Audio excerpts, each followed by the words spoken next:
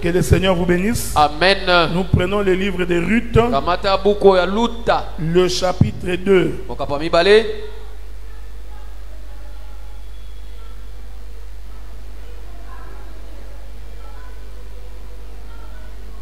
Nous allons lire une écriture d'abord là-bas. Le verset 7. Elle a dit, permettez-moi de glaner et de ramasser des épis entre les gerbes.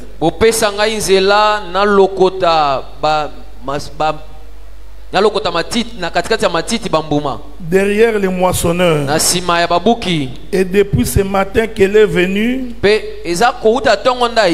elle a été debout jusqu'à présent et ne s'est reposée qu'un moment dans la maison. Boaz dit à Ruth, écoute ma fille, ne va pas glaner dans un autre champ. Ne t'éloigne pas d'ici et reste avec mes servants. Que le Seigneur bénisse la lecture de l'écriture. Amen. Beaucoup plus sur son explication. J'essaierai d'être votre pasteur aujourd'hui. Ce n'est pas vraiment mon domaine, mais je ferai un effort. Parce que la Bible dit, mets les pieds rarement chez ton voisin, de peur qu'il te rassasie, qu'il te vomisse. Donc je préfère ne pas mettre beaucoup les pieds dans la pastorat, sans quoi les pasteurs vont me chasser. Mais en réalité cette écriture concerne Jésus, parce que Dieu a mis les pieds souvent chez Israël. Il a envoyé Habakkuk, il envoie Sophonie, il envoie Jérémie, les différents prophètes. C'était Dieu qui mettait les pieds souvent chez son voisin, de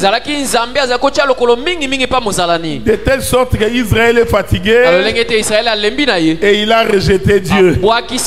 C'est comme ça qu'il est venu chez les nations pour pouvoir nous sauver.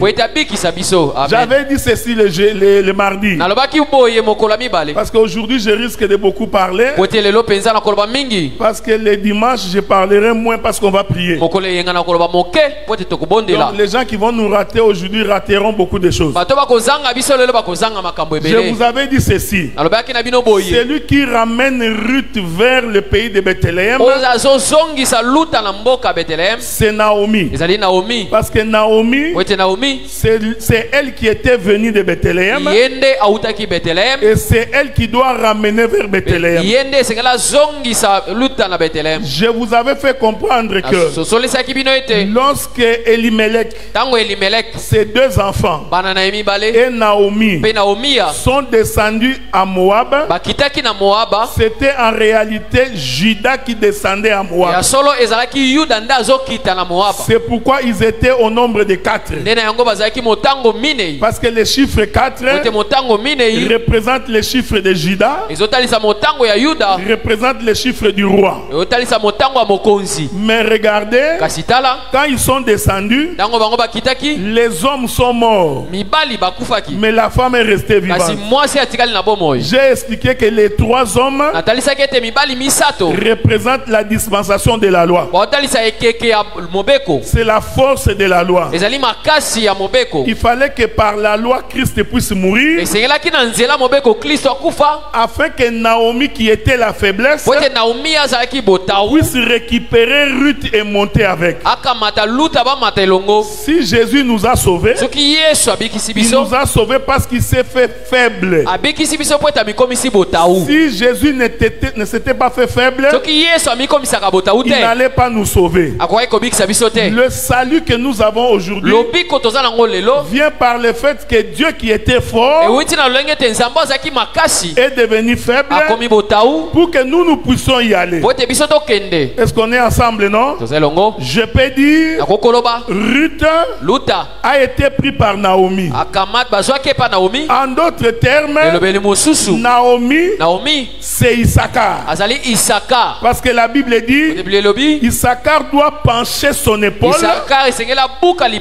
afin de permettre à celui qui est plus bas de pouvoir monter. Est-ce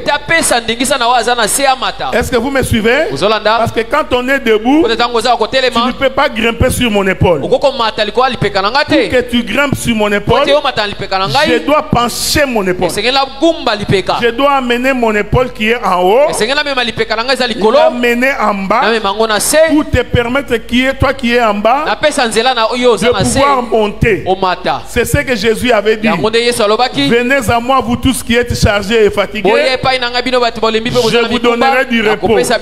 Il voulait dire, je viens de pencher mon épaule afin que toi qui es faible, tu puisses monter. Écoutez, pencher l'épaule, c'est celui qui était égal avec Dieu, n'a pas considéré d'être égal avec Dieu.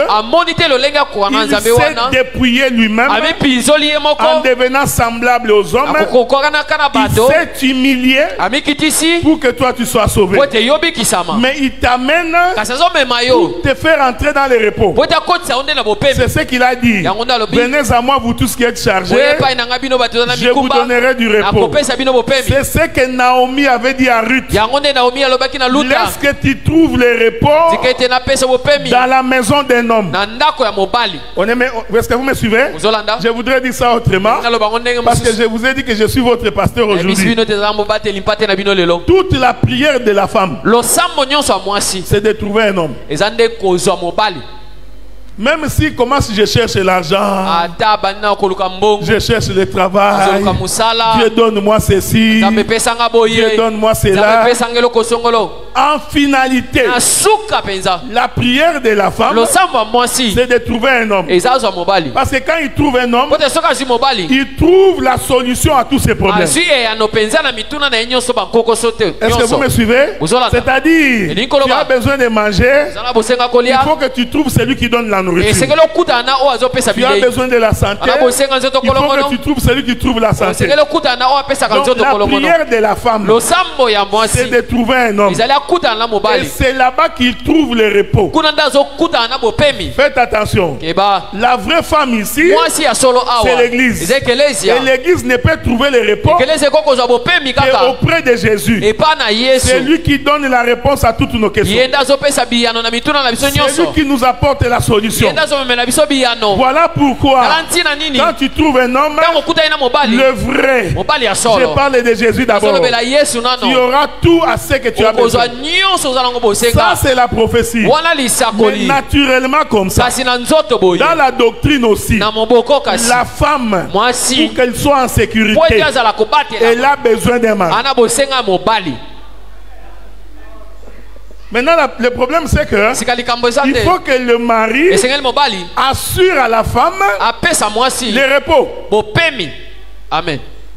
Mais pour assurer le repos, il faut avoir tout ce qui permet à la femme d'avoir le repos. Voilà pourquoi j'avais dit, quand on est un pauvre, tu ne peux pas hériter le royaume de Dieu. Ici, faites attention, parce que je voudrais dire que celui qui est riche doit assurer le repos à la femme. Si tu es un frère, tu veux te marier, il faut que Dieu te donne la capacité de prendre la femme en charge. Parce que la femme est une charge. J'avais dit quelque part, la femme ne se fatigue pas de demander. C'est un don qu'il a reçu de Dieu. Vous savez, quand l'homme était couché et que Dieu créait la femme, Dieu avait dit à la femme, quand tu iras là-bas, demande seulement. N'arrête pas de demander. Ta mission que je t'ai confiée, c'est de demander. C'est pourquoi la femme, demander, ça ne les gêne pas.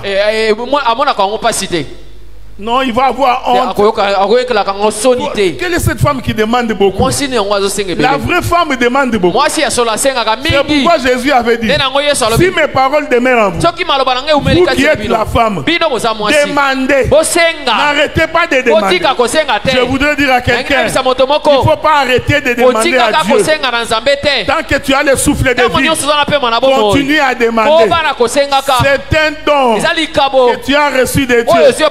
C'est celui de demander. Et Dieu, il a le don de te donner ce que tu demandes. Amen. Voilà pourquoi je disais quelque part, celui qui est un inconverti ne peut pas se marier, parce que tu ne supporteras pas la femme. Un inconverti ne peut pas supporter une femme. La femme, c'est tout un esprit. Amen. Est-ce que vous me suivez? Donc celui qui n'est pas mort, c'est pourquoi vous avez remarqué, quand Dieu crée Adam, à ce moment-là, la femme n'était pas encore créée. Dieu crée les jardins, il met tout dans les jardins, ensuite il crée l'homme, il fait de l'homme l'autorité suprême dans les jardins. En d'autres termes, Adam était le roi. Amen. Je puis dire, Adam, c'est Judas. Parce qu'il avait l'autorité sur tout ce qui était dans les jardins. Est-ce que vous me suivez? Et Dieu savait, si je laisse l'homme comme ça, avec toute la puissance qu'il a, et que je lui donne une femme, avec les caprices de la femme, l'homme tuerait la femme. Ce que j'ai dit est très profond. Un homme qui n'est pas mort va tuer une femme, ne pourra pas supporter la femme. Parce que la femme, c'est la faiblesse. La femme, c'est le péché.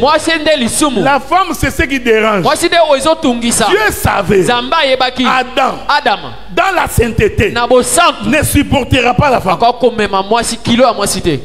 Voilà pourquoi il regarde l'homme. Dieu décide par lui-même. Il n'est pas bon que l'homme soit seul. Mais avant de créer la femme, je vais d'abord le tuer. Est-ce que vous me suivez? La première mort d'Adam n'était pas à cause du péché. Amen. Suivez-moi bien. Il est écrit, le salaire du péché, c'est la mort. Mais je t'informe, la première mort d'Adam, parce que Adam a connu deux morts. La première mort, c'est Dieu qui l'a voulu. Il les regarde comme ça. Il dit, toi, je vais décider de te tuer. La Bible dit, il ne frappa d'un profond sommeil. Or le sommeil, selon le livre de Jean, c'est la mort. Allons réveiller Lazare, notre ami qui dort, alors que Lazare était mort. Donc la première mort d'Adam, en réalité, c'était le sommeil. Maintenant, dans ce sommeil-là, ce n'était pas à cause du péché. Est-ce qu'on est ensemble? C'est ici que j'ai rejoint Paul. Quand Paul dit, car l'homme a été créé le premier, Ève ensuite, ce n'est pas l'homme qui a péché, mais c'est la femme qui a été séduite, rendue coupable de transgression. Paul confirme que Adam n'avait pas péché. Faites attention, de quel Adam que Paul est en train de parler? Ce n'est pas Adam qui a mangé les fruits. Non, c'est le premier Adam à qui Dieu a donné la mort gratuitement pour que la femme soit manifestée. Je vais le dire comme un prophète. En fait, quand Adam est mort, il était diminué.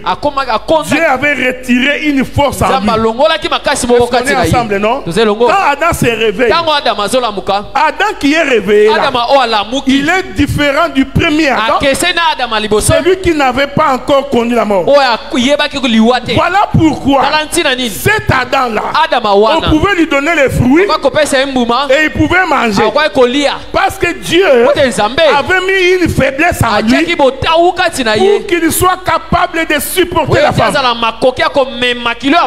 Écoutez-moi attentivement.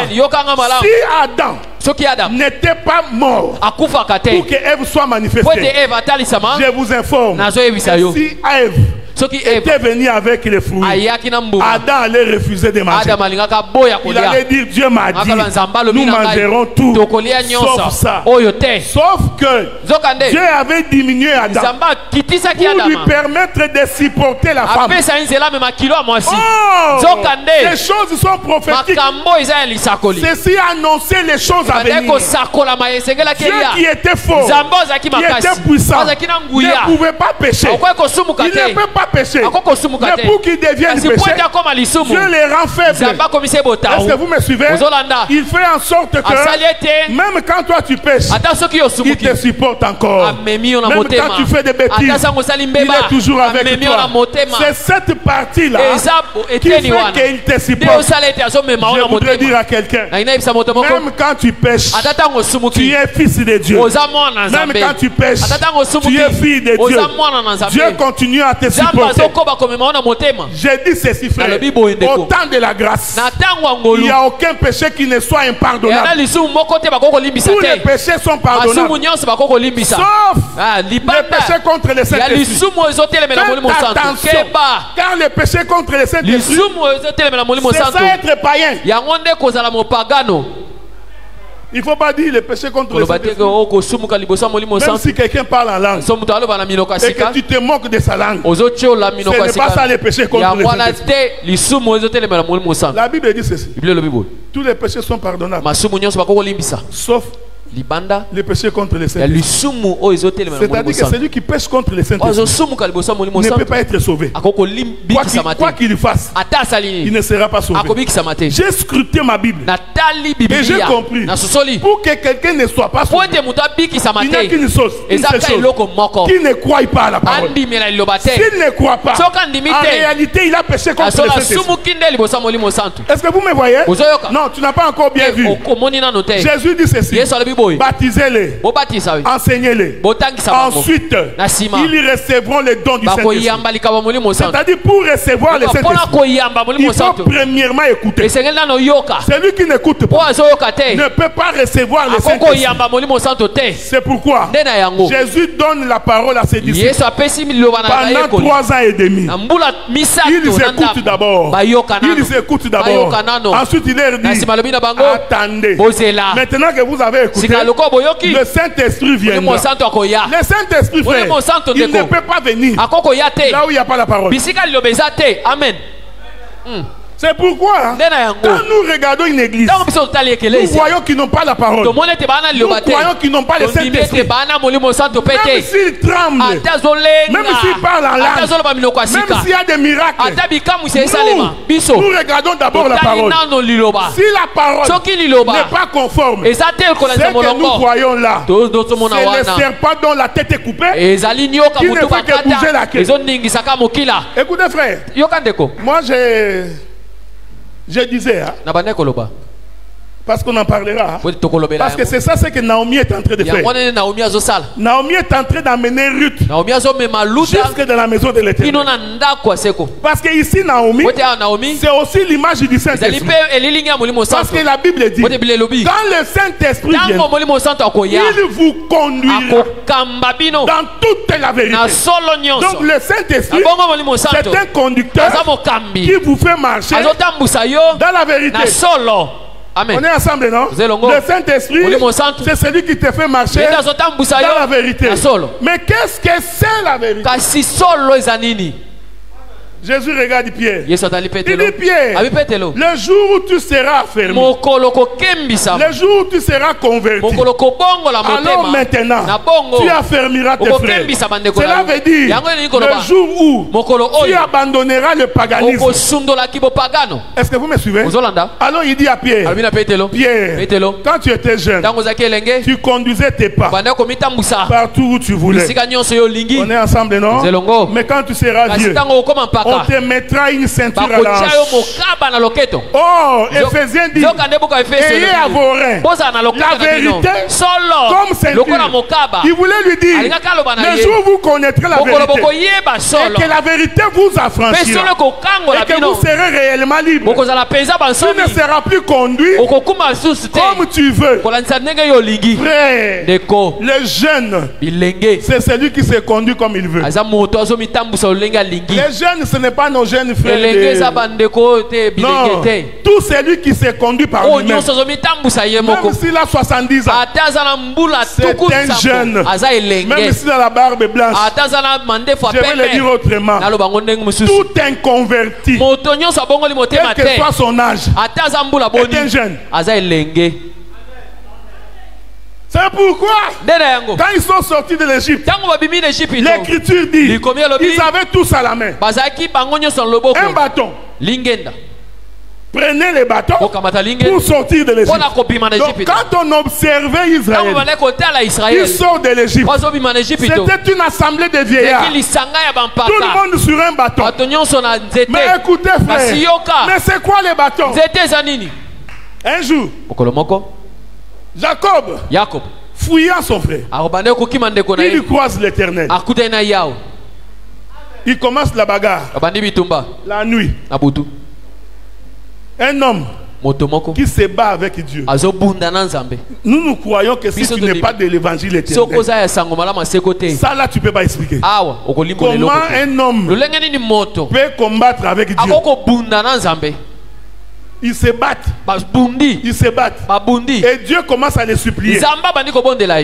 Jacob, please, laisse-moi partir. Le Dieu du ciel, créateur de toutes choses, qui commence à supplier, il dit, Jacob, laisse-moi partir. Est-ce qu'on est ensemble, non? Cet homme s'appelait Jacob. Il a volé la bénédiction de son frère. Avant d'aller dans l'interprétation, il a volé. D'ailleurs, le nom Jacob veut dire celui qui trompe. La bagarre se passe toute la nuit. Oh, j'aime ces choses. C'est pourquoi, quand Jésus monte sur la croix, en réalité, c'était le combat de Dieu avec Jacob. Et ce combat doit se passer la nuit. Les ténèbres doivent s'abattre pour que personne ne voie. Qu'est-ce qui se passe là? Quand quelqu'un rencontre Dieu, nous ne sommes pas là. Personne ne verra. Mais le matin, nous aurons le témoignage que cet homme a rencontré Dieu. Ta manière d'être, ta manière de vivre va nous prouver tu as été avec lui. Jacob dit, si tu veux que je te laisse, bénis-moi. Ah, si c'était le prédicateur d'aujourd'hui, si c'était le prédicateur d'aujourd'hui qui rencontre Dieu et demande à Dieu, bénis-moi, il va s'attendre que Dieu lui donne des maisons, des voitures, beaucoup d'enfants. Jacob dit, Éternel Dieu, bénis-moi. Non, non, quelque chose ne va pas. Il a été béni par son père. Pourquoi demande-t-il encore une bénédiction? Parce que Jacob, il a donné la nourriture à son père. Son père l'a béni. Son père a dit à Esaü, je n'ai plus rien. Toute la bénédiction, j'ai donné à Jacob. C'est que quand Jacob partait, physiquement comme ça, il avait la bénédiction de son père. Mais pourquoi demande-t-il encore à Dieu de le bénir? Ah, j'ai compris. Ça, c'est une autre bénédiction. Et l'Écriture dit, pour que Dieu puisse bénir Jacob, il le frappa à l'embouchure. Oh, l'embouture, c'est là où on met la ceinture. Est-ce que vous me suivez? Oh, l'embouture, c'est l'endroit où on met la vérité.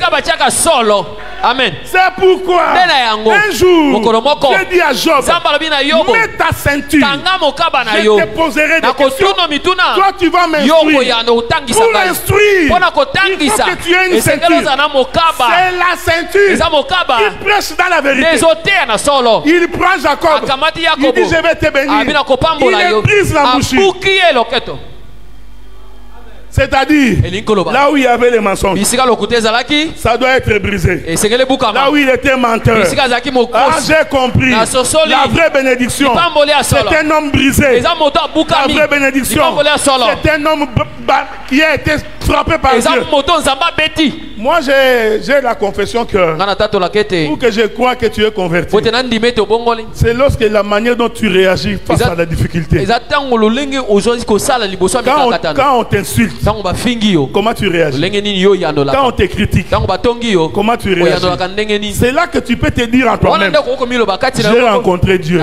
Il y a des hommes de Dieu, dès qu'on les insulte, il est prêt à maudire tout le monde. Ne blague pas avec moi. Je suis un homme de Dieu. Je suis un ouin. Si tu blagues, tu verras. Un homme de Dieu. Non. Même si on est insulté, ça ne fait rien. Nous croyons que Dieu est vivant.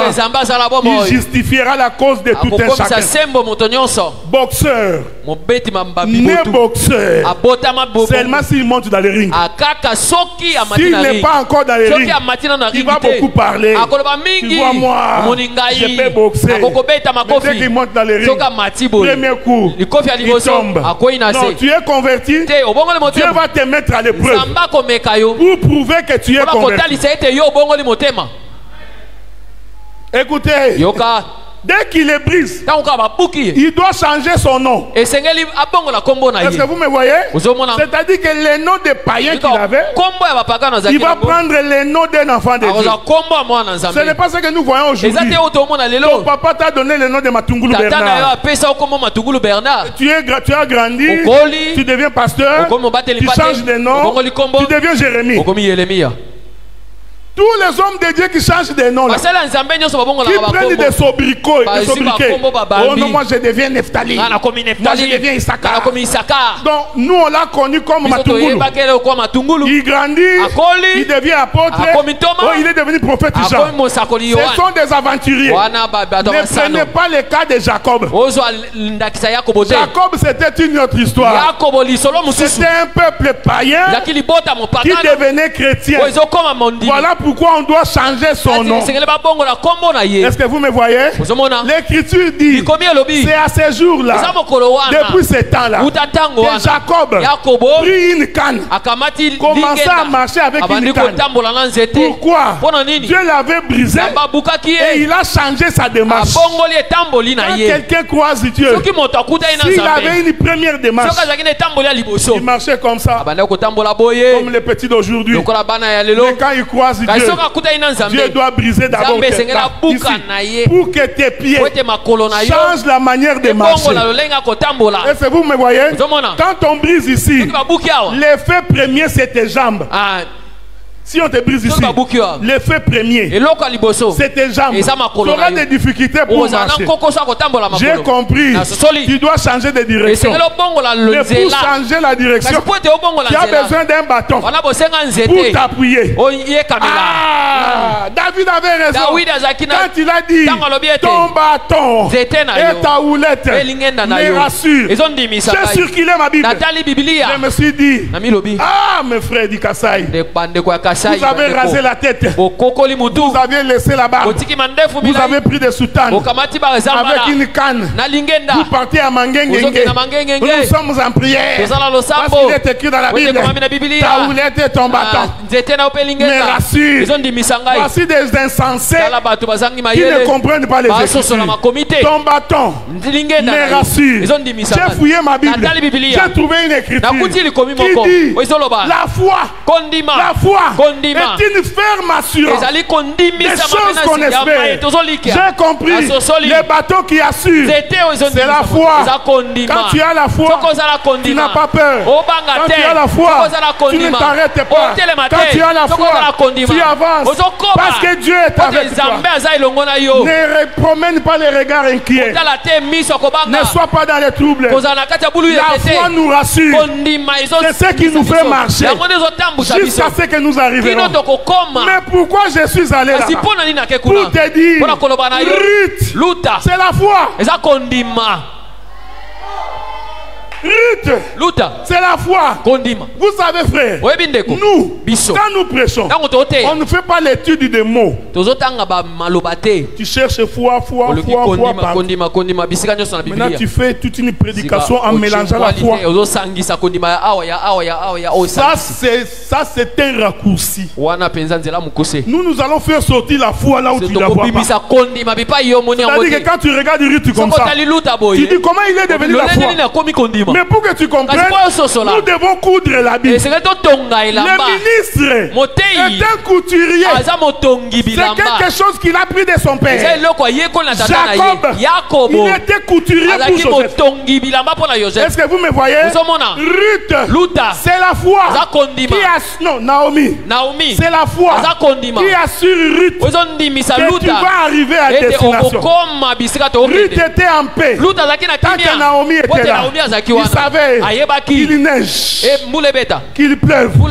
Je ne suis pas inquiète parce que Naomi est avec moi. Laisse-moi te dire, le Saint-Esprit est avec toi. Même si tu marches dans la vallée de l'ombre de la mort, ne crains rien. Même s'il y a des difficultés, ne crains rien. Même si tu manques, ne crains rien. Naomi est avec toi. Il va t'amener jusque là-bas. Amen. Touchons ça autrement. Un jour, Abraham regarde Isaac. Je suis en train de chercher Naomi. Je suis en train de fouiller Naomi dans toute la Bible. Naomi, nous allons te retrouver partout où tu te caches. Partout où tu es caché, Naomi. Même si tu es dans les bagages, même si tu as mis un voile, nous allons te faire sortir. Un jour, Abraham regarde.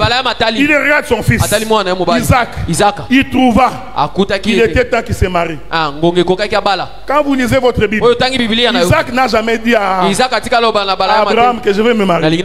Cette chose-là, c'est un Dieu qui répète. Comme au commencement, Dieu regarde Adam et trouve que non, il n'est pas bon que l'homme soit seul.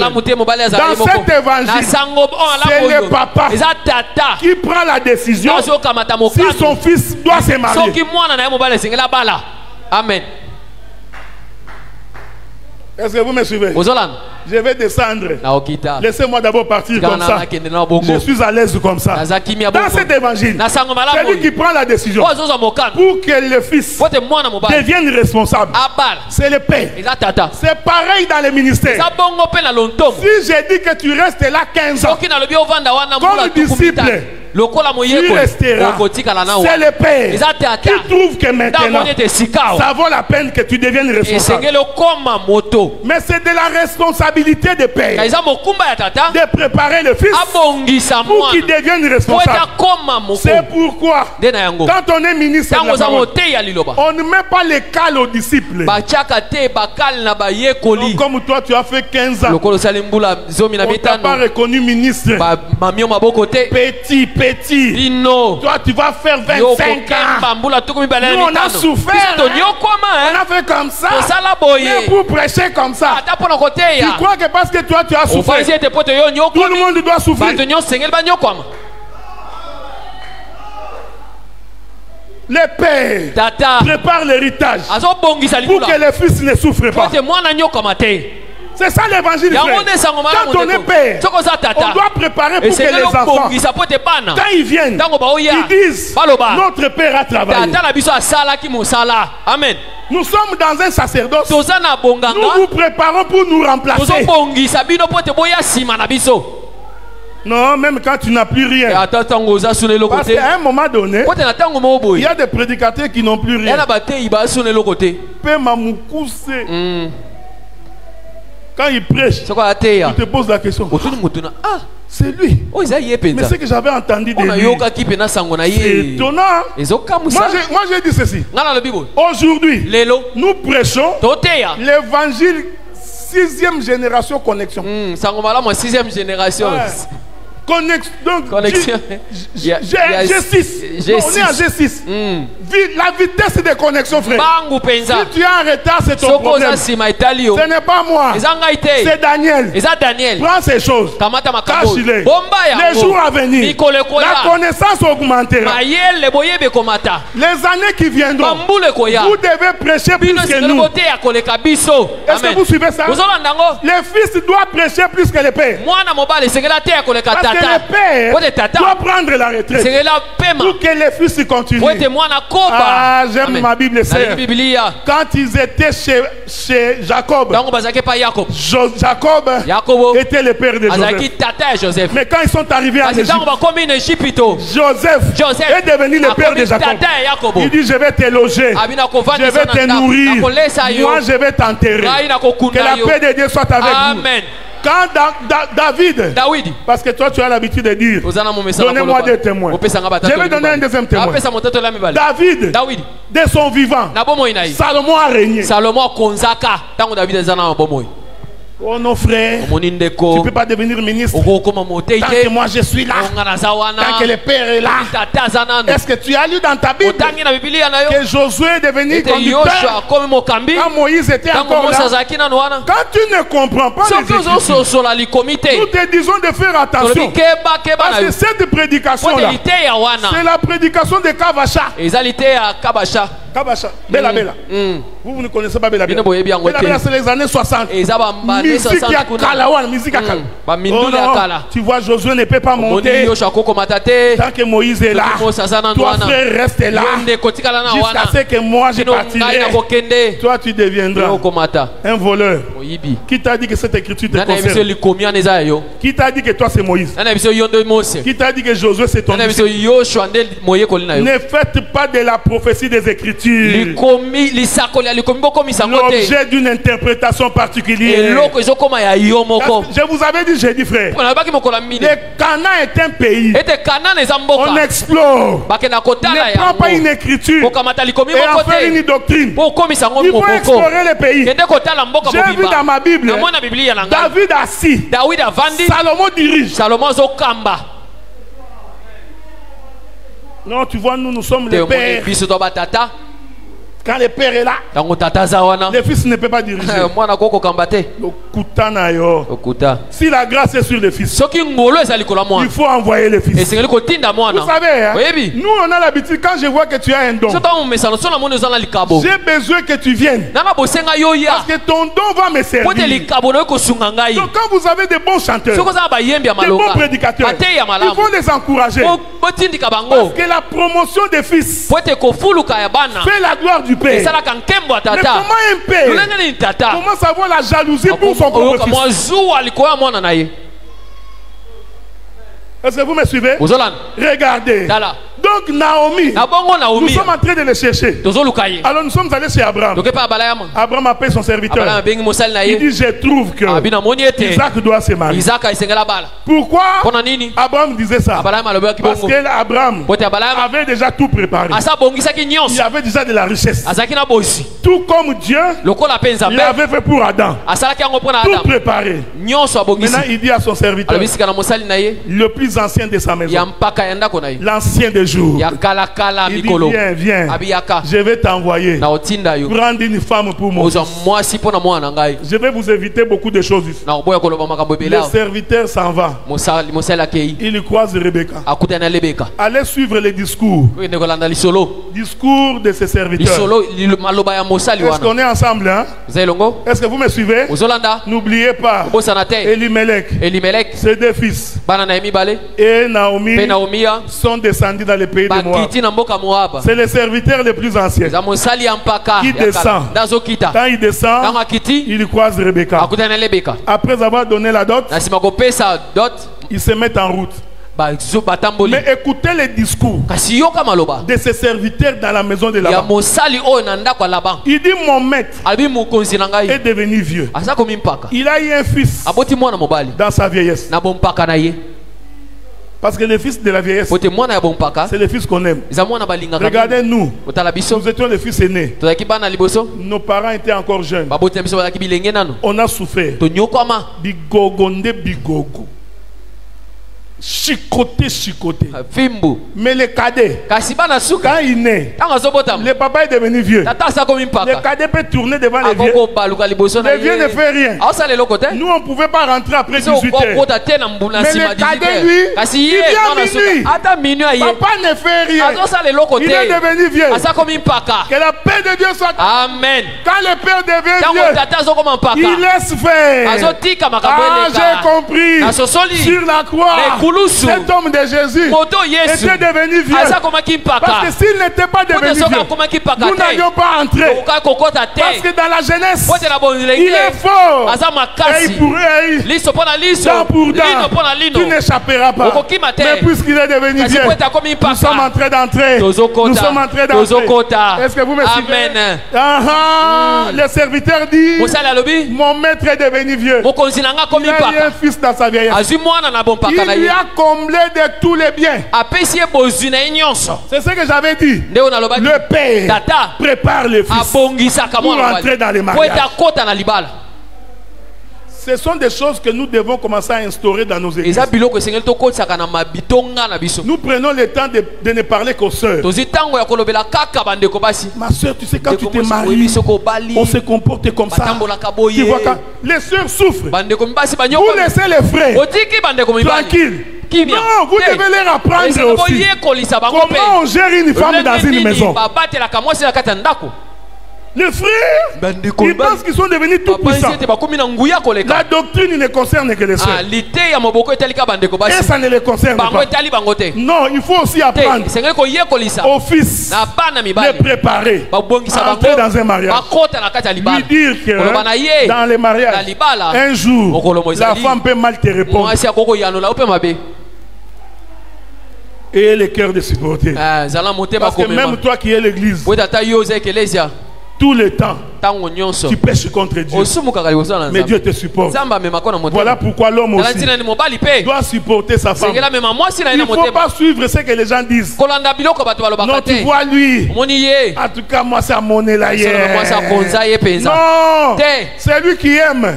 Il manifeste l'amour. Tiens ta femme par ta main. Marche avec elle. Vous savez, hein? Je m'excuse. Moi, j'ai vu des prédicateurs. 15 ans.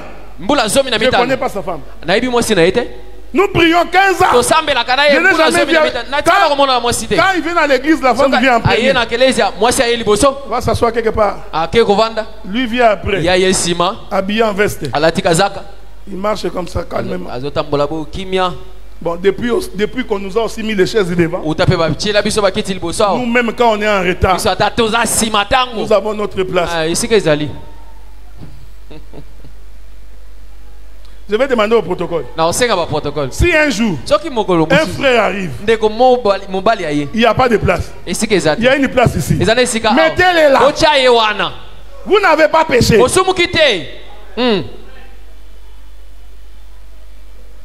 Vous savez, Judas avait dit, si je ne l'embrasse pas, vous allez arrêter Pierre. Donc si on entre ici, où est le pasteur? Mais si le pasteur était là-bas, il pouvait sortir calmement. C'est pourquoi Jésus dit, celui qui veut être plus grand doit être le serviteur de tous. Amen. Vous savez, il y a des prédicateurs. Si tu lui refuses cette chaise, il est en colère. Je suis apôtre. Je ne peux pas m'asseoir n'importe où. Et il y a même des apôtres, surtout les apôtres. Les apôtres, même dans les fêtes d'autrui, on t'invite dans la fête d'autrui. Ce n'est pas l'église, c'est la fête d'autrui. Tu viens, on te dit assis-toi là. Non. Toi tu penses que comme tu te mets ici à l'église, dans la fête aussi, on doit te mettre devant. Oh, il m'a négligé, il m'a mis avec les enfants. Non, c'est la fête, frère. C'est la fête d'autrui. Toi, tu veux être apôtre même dans la fête. Donc, il est là toujours comme ça. Moi, j'ai vu comme ça quelqu'un. Il boude. Il doit vibrer quand la porte. Mais, Vanda, rien. Et puis quand il passe là, tout le monde doit voir. L'apôtre. Thomas. L'apôtre. Thomas. Écoutez. Yoka. Naomi va conduire Ruth.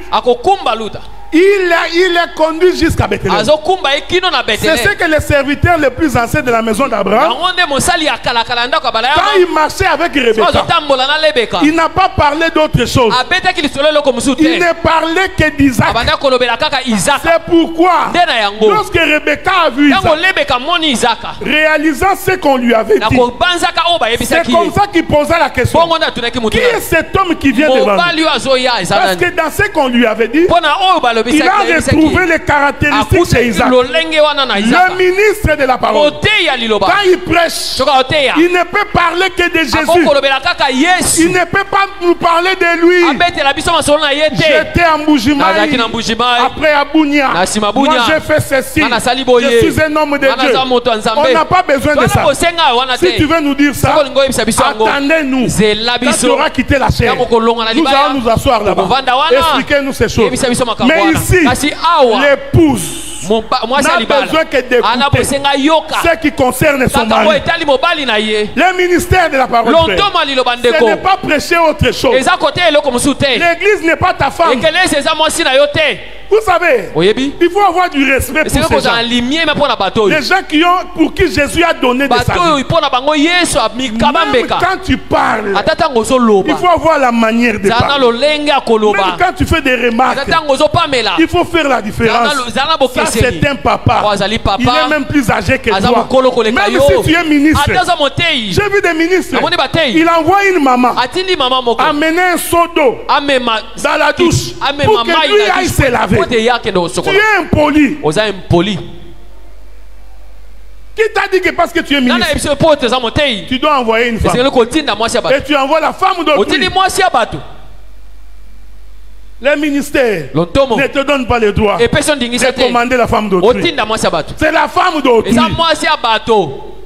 Si on a le Saint-Esprit, on respecte la femme d'autrui. On ne la touche pas comme son ami. Ma soeur, c'est pas ta soeur, c'est la femme d'autrui. Les serviteurs les plus anciens ne parlaient pas d'autre chose. Ils ne parlaient que d'Isaac pendant qu'il marchait. C'est pourquoi Philippe avait dit: montre-nous le Père. Cela nous suffit. Tout ce que tu racontes là, c'est bien. Mais où est le Père? Ruth. Ramener Naomi ramener Ruth jusqu'à Bethléem. Est-ce qu'on est ensemble, non? Oh, Ruth, non, Naomi, c'est aussi l'ombre du Saint-Esprit. Jésus a répondu, il dit: je m'en vais vers le Père, je vous enverrai le Saint-Esprit. Quand il viendra, il ne parlera pas de lui-même.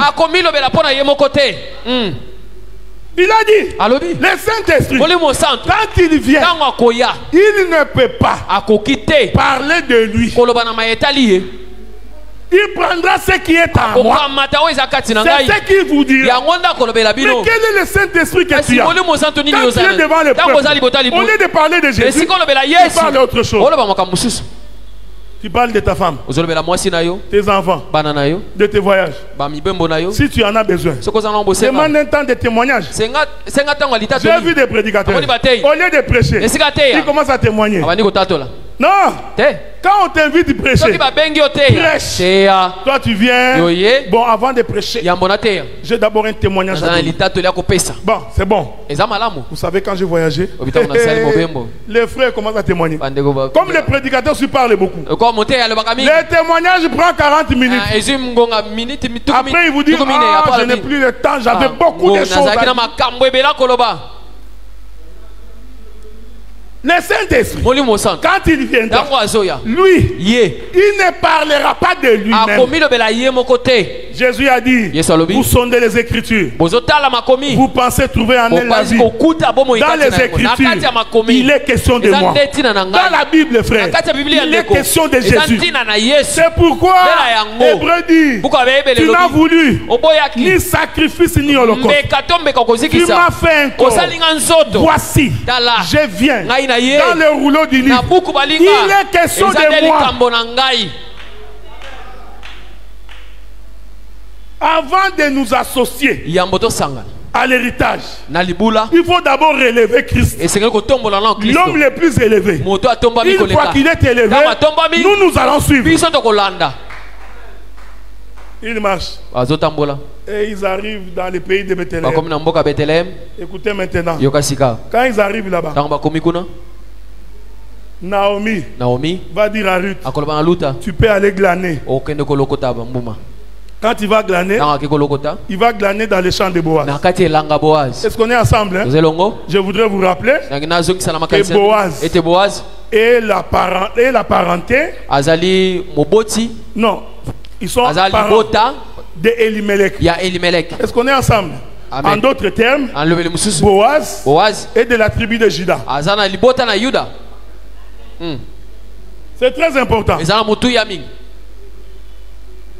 Ruth va, il va glaner. Quand il glane, il a demandé au serviteur de Boaz. C'est là que je vais finir dans 5 minutes. Je finis bientôt.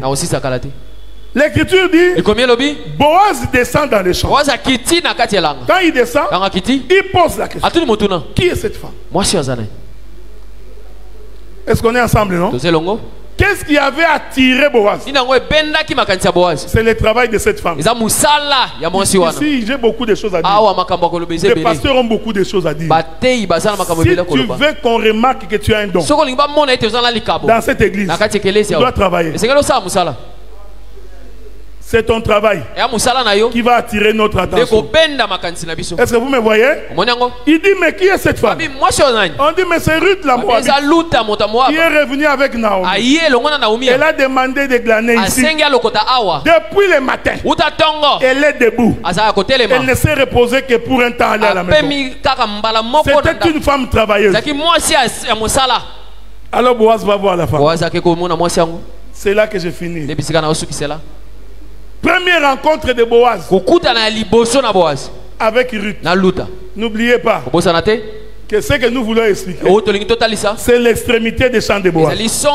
C'est là qu'on va finir dimanche. Mais aujourd'hui, Boaz dit ceci. Il dit, Ruth, ma fille. Est-ce qu'on est ensemble, non? C'est le verset qu'on a lu. Boaz a appelé Ruth sa fille. Mais c'est étonnant parce que cette Ruth-là va devenir sa femme. Alors nous avons un problème. Comment la fille devient la femme? Je veux que tu me suives bien parce que nous voulons expliquer des choses. Quand Boaz appelle Ruth, elle dit ma fille. Mais quand ils vont se retrouver à l'extrémité des champs, la fille va devenir la femme. Est-ce qu'on est ensemble? Vous croyez que c'est par hasard? Non. Il y a une écriture. Un jour, Adam marchait. Pendant que Adam marchait, je vous avais dit que Adam, c'est Judas, c'est les lions. Pendant que Adam marchait, quand Dieu regarde Adam, en réalité dans le ventre d'Adam, Dieu avait vu Eva. On est ensemble, non? Suivez-moi attentivement. Dans le ventre d'Adam, Dieu avait vu Eva. Maintenant regardez. Au lieu de rassembler la poussière de la terre pour créer Ève, comme il avait créé Adam, qu'est-ce que Dieu fait? Il prit Adam, il ouvrit sa côte, il fit sortir la côte. En d'autres termes, Adam venait de donner naissance à un enfant. Amen. Boaz appelle Ruth ma fille. Si Adam, en se réveillant, regarde Ève, elle pouvait dire voici ma fille. Est-ce que vous me suivez? C'est très important ce que je dis. Donc quand Dieu retire la côte, cette côte-là, c'est la fille d'Adam. Faites attention. L'extrémité des champs de Boaz, la Bible dit, Dieu prit la côte, il alla avec la côte. Laisse-moi te dire, la côte a été amenée à l'extrémité du champ. Vous voyez frère, cet évangile-là, Il y a des gens qui sont en train de blaguer. Quand ils prêchent, nous posons la question. Il est devenu ministre comme. Il n'a pas les yeux pour voir. Pourquoi j'ai dit que Dieu s'est déplacé avec la côte? Parce que quand Dieu crée Adam, la Bible dit il l'amena vers Adam. Donc j'ai compris, quand il a pris la côte, il s'est déplacé avec. Ce déplacement-là, il est allé à l'extrémité des champs.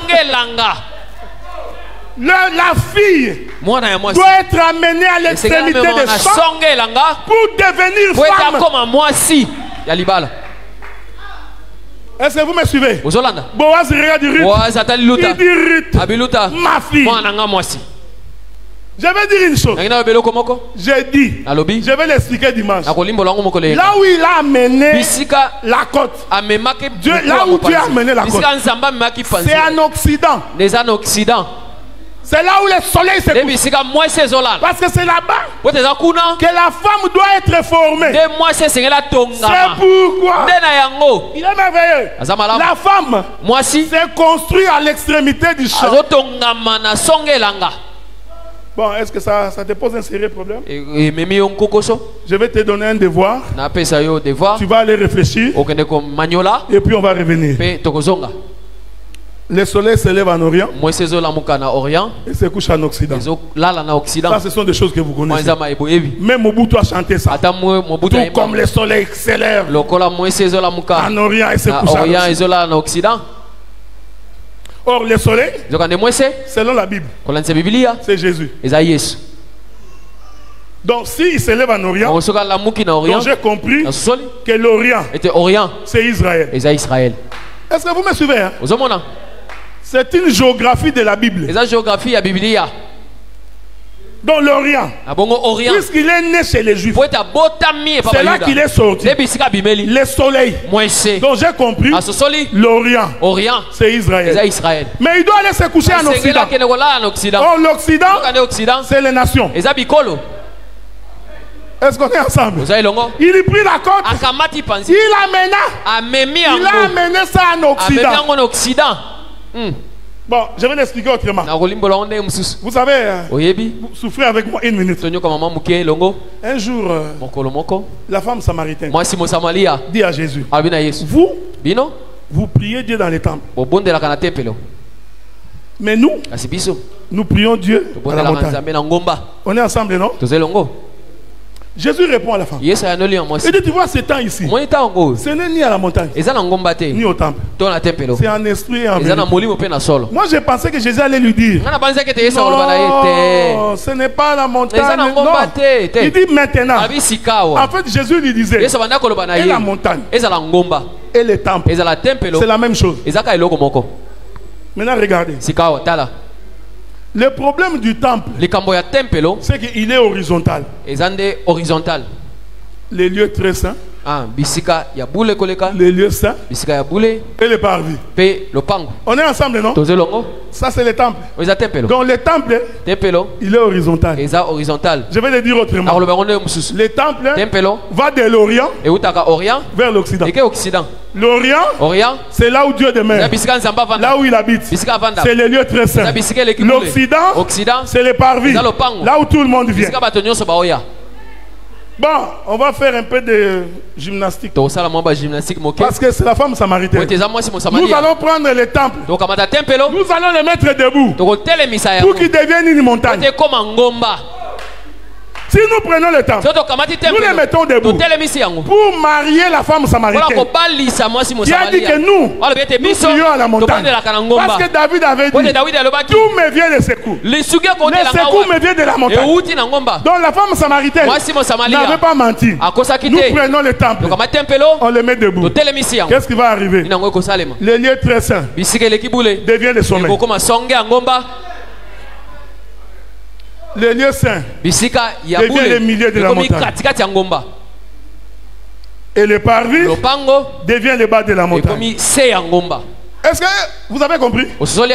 Il faut retenir ce que j'ai dit. Donc l'extrémité, c'est de l'Orient vers l'Occident. Mais si je peux parler comme la femme samaritaine, l'extrémité, c'est du ciel vers la terre. Boaz doit rencontrer Ruth à l'extrémité du champ. Jésus doit descendre, frère. C'est ça toute la Bible. Si Dieu ne descend pas, Ruth ne deviendra jamais femme. Est-ce que vous comprenez ça? Ayez vos apaisements. Le dimanche, on va atterrir. Et nous allons finir. Est-ce qu'on peut acclamer le Seigneur?